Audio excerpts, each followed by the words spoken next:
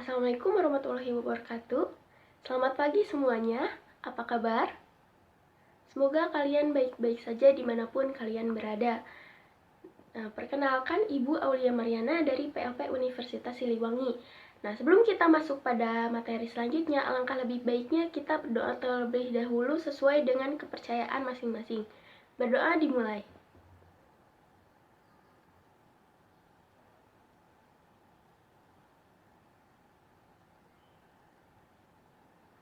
Amin ya Allah ya Rabbal Alamin. Nah, dan juga karena kita masih dalam masa pandemi, maka dari itu Ibu harap kalian tidak melupakan untuk selalu menggunakan masker, mencuci tangan dengan sabun, dan juga selalu menjaga jarak dengan sesama. Dan karena kita masih dalam masa pembelajaran daring, maka dari itu Ibu harap kalian selalu bersemangat mengikuti setiap materi-materi yang diberikan oleh guru, dan juga selalu bersemangat dalam mengisi tugasnya, dan juga jangan lupa untuk selalu mengisi absen pada Google Classroom. Nah, baik, pada materi sebelumnya kita sudah membahas mengenai enzim dan juga metabolisme sel, di mana peran enzim ini sangat-sangat penting bagi metabolisme yang ada pada tubuh kita.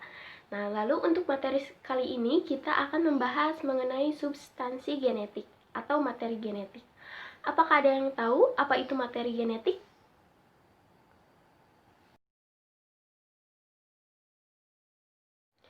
Materi genetik atau substansi genetik adalah informasi pada setiap sel makhluk hidup yang dapat diturunkan pada keturunannya selanjutnya. Biasanya materi genetik juga disebut sebagai asam nukleat atau faktor hereditas.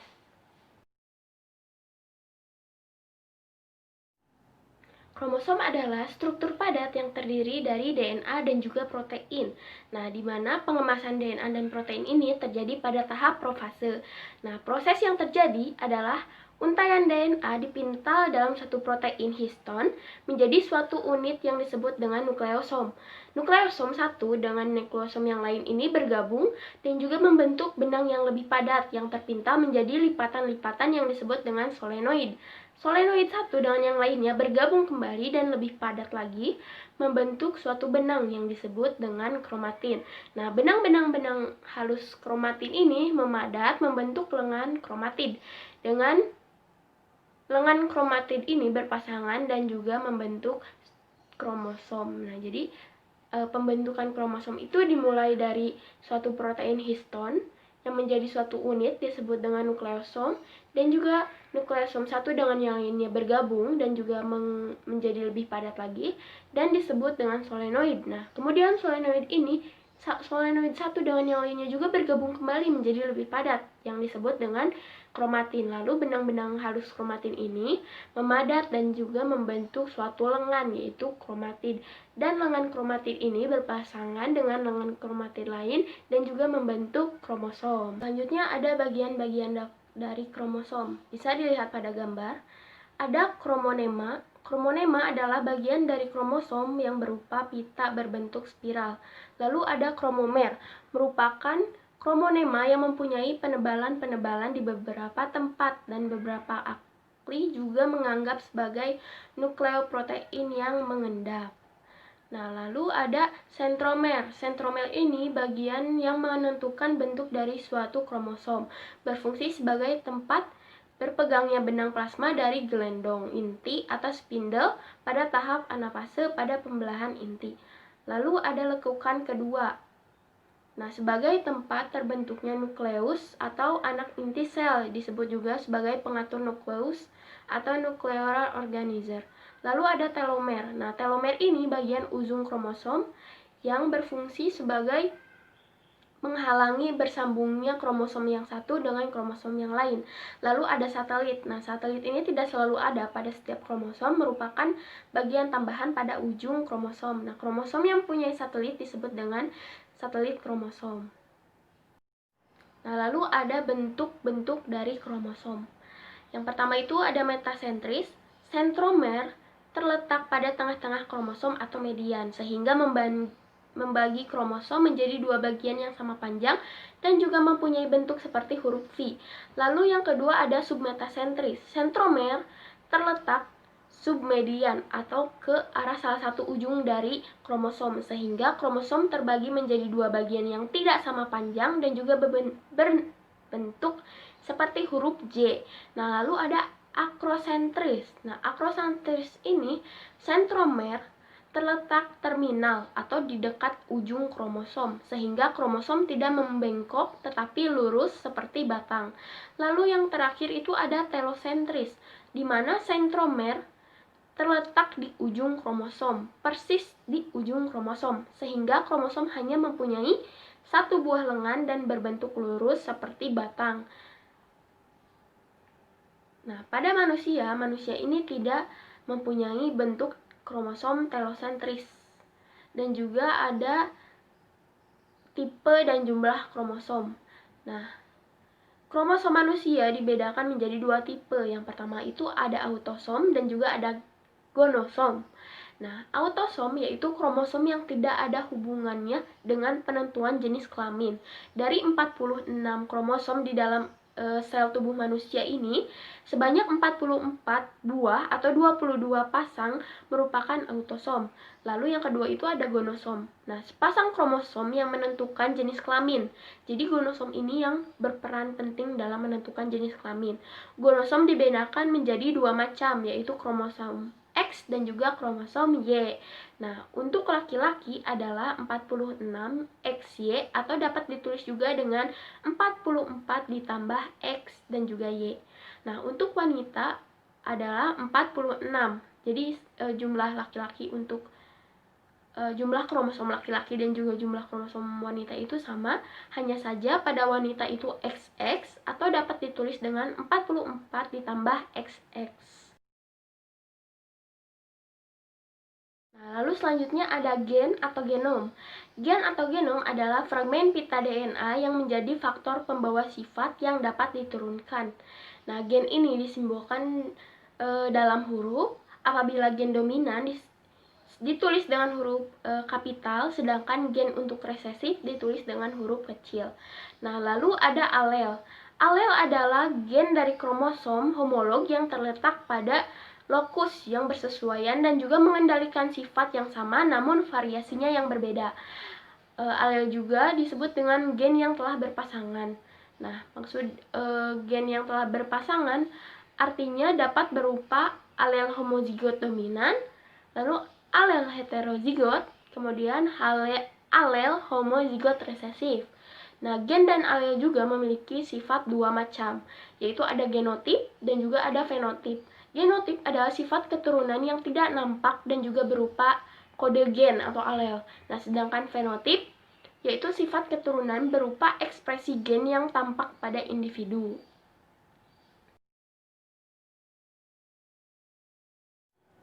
Nah, lalu selanjutnya ada DNA. DNA merupakan suatu asam nukleat yang menyusun gen di dalam inti sel. Nah, komponen dasar dari DNA ini yaitu gugus fosfat, gugus gula, dan juga basa nitrogen. Sifat DNA ini yang pertama itu ada jumlah DNA konstan pada setiap jenis sel dan juga spesies. Lalu kandungan pada DNA dalam sel bergantung pada sifat ploidi atau jumlah kromosom. Nah, lalu yang ketiga ada bentuk DNA pada inti sel eukariotik seperti benang yang tidak bercabang. Lalu bentuk DNA pada inti sel prokariotik, plastid, dan mitokondria berbentuk sirkuler. Ada fungsi DNA. Yang pertama itu DNA sebagai pembawa informasi genetik. Lalu yang kedua ada memiliki peran dalam pewarisan sifat. Lalu yang ketiga ada mengekspresikan informasi gen. Lalu yang keempat ada mensintesis proses atau molekul kimia lain. Dan juga yang kelima ada menduplikasi diri atau bereplikasi. Lalu selanjutnya ada struktur DNA. Nukleotida terdiri dari satu molekul gula, satu molekul fosfat, satu molekul basa nitrogen, dan basa nitrogennya ini terdiri dari dua jenis, yaitu ada purin berupa adenin dan juga guanin, lalu ada pirimidin berupa sitosin dan juga timin. Nah, satu molekul gula dan satu molekul basa disebut nukleosida atau nukleosida. Ketentuan Chargaff menyatakan bahwa perbandingan A atau T dan S atau G selalu mendekati 1. Watson and Crick juga berpendapat bahwa struktur DNA ini double helix hanya dapat stabil apabila basa adenin dari satu pita berpasangan dengan basa timin dari pita pasangannya, dan basa sitosin berpasangan dengan basa guanin.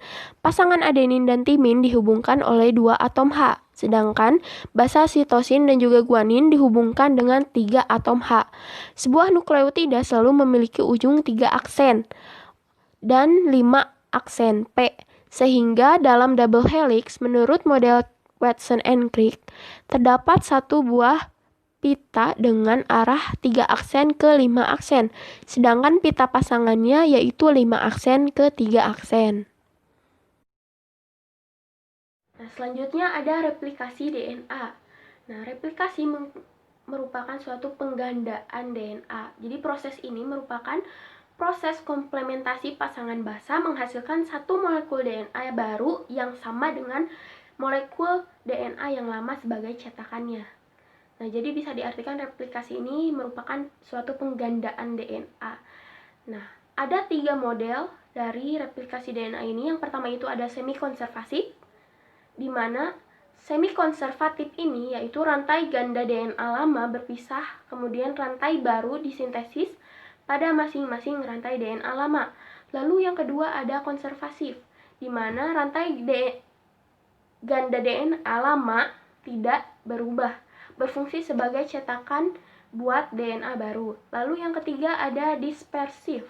Beberapa bagian dari kedua rantai DNA lama digunakan sebagai cetakan DNA baru, sehingga DNA lama ini dan cetakan barunya itu tersebar. Nah, dari ketiga molekul DNA tiga model DNA ini model konservatif lah yang merupakan model yang paling tepat untuk proses replikasi DNA. Nah, jadi replikasi semi konservatif ini berlaku bagai organisme prokariotik dan juga eukariotik. Nah, lalu selanjutnya ada proses transkripsi. Proses transkripsi ini merupakan sintesis RNA berdasarkan template DNA yang terjadi di dalam nukleus. Nah, pada proses transkripsi ini adanya 3 tahapan. Yang pertama itu ada inisiasi, yang kedua ada pemanjangan, dan yang ketiga ada terminasi. Nah, lalu yang selanjutnya ada proses translasi. Translasi merupakan proses penerjemahan kode genetik oleh tRNA ke dalam urutan asam amino. Nah, pada proses translasi ini ada juga 3 tahapan. Yang pertama inisiasi, yang kedua elongasi, dan yang ketiga adanya terminasi. Lalu selanjutnya ada RNA atau ribonucleic acid. Adalah suatu unit fungsional yang menyalurkan kode gen atau genom yang terdapat dari DNA. Struktur RNA berupa rantai tunggal. Nah, beda halnya dengan DNA yang tadi DNA itu double helix. Nah, lalu ada tipe-tipe dari RNA. Yang pertama ada RNA duta atau RNA-D atau biasa dikenal sebagai messenger RNA atau mRNA. Terdapat di dalam inti sel, berfungsi untuk membawa pesan atau kode genetik dari kromosom yang ada di inti ke sitoplasma. Lalu yang kedua ada RNA pemindah atau RNA-P atau biasa juga disebut dengan tRNA. Terdapat di dalam sitoplasma. RNA ini berfungsi untuk mengikat asam amino yang terdapat di dalam sitoplasma, kemudian membawanya ke ribosom. Lalu ada yang ketiga RNA ribosom atau RNAR atau biasa disebut dengan ribosom RNA atau rRNA.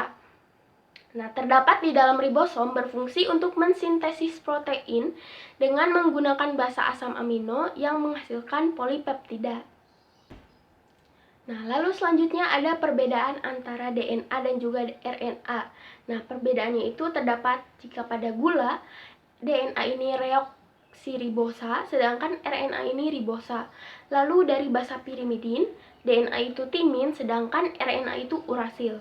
Lalu bentuknya itu rantai ganda yang tadi sudah disebutkan, atau double helix, tetapi RNA ini rantai tunggal, pendek, dan tidak terpilin. Lalu letaknya itu jika DNA pada nukleus, kloroplas dan juga mitokondria, sedangkan RNA itu pada nukleus, sitoplasma, kloroplas dan juga mitokondria. Lalu kadarnya, DNA ini memiliki kadar yang tetap, sedangkan pada RNA ini memiliki kadar yang tidak tentu atau tidak tetap. Alhamdulillahirrabbilalamin, pembelajaran hari ini dicukupkan sekian.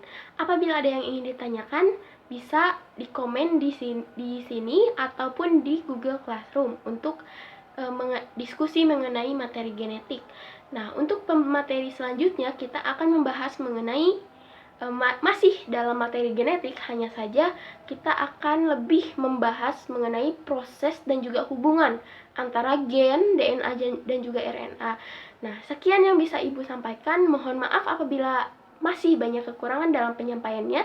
Semoga materi hari ini bermanfaat bagi kalian semua, dan juga terima kasih sudah menonton ataupun memahami materi kali ini.